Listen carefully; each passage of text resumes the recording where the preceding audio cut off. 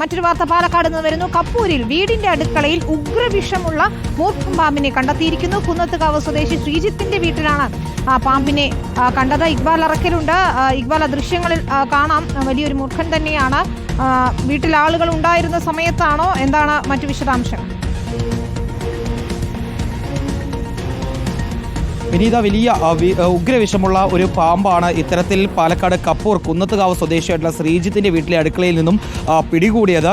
കഴിഞ്ഞ ദിവസം ശ്രീജിത്തിന്റെ വീട്ടിലെ ഒരു വളർത്തു പൂച്ചയെ മരിച്ച നിലയിൽ കണ്ടെത്തിയിരുന്നു. അപ്പോൾ തന്നെ വീട്ടുകാർക്ക് സംശയമുണ്ടായിരുന്നു. പക്ഷേ വീട്ടിൽ പരിശോധന നടത്തിയപ്പോഴൊന്നും യാതൊരു രീതിയിലുള്ള പ്രശ്നങ്ങളും കണ്ടെത്തിയിരുന്നില്ല. പക്ഷേ ഇന്ന് രാവിലെ ഈ ശ്രീജിത്തിന്റെ വീട്ടിലെ ഈ വീട്ടമ്മ ഭക്ഷണം പാചകം ചെയ്യുന്നതിനിടയിലാണ് അടുക്കളയിൽ നിന്നും പെട്ടെന്നൊരു ശബ്ദം കേൾക്കുകയും അടുക്കളയിൽ വിറകുകൾ കൂട്ടിയിട്ടിരുന്ന ഭാഗത്ത് പരിശോധന നടത്തുകയും ചെയ്തത്.